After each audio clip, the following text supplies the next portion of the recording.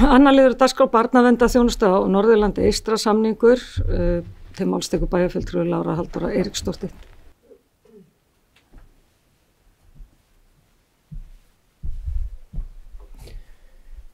Forseti og ágætu bæjarfulltrúar, hér komin á dagskrá liður 2 í fundargerð velferðarráðs dagsettri 13. október 2025.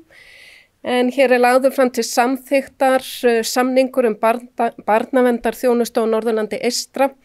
En að ræða samstarf allra sveitarfélaga á Norðurlandi eystra og nú hafa bæst í hópinn Dalvíkurbyggð og Fjallabyggð og við fögnum þessum samningi þar sem að Akureyri leiðandi sveitarfélag í þessu samstarfi. Takk.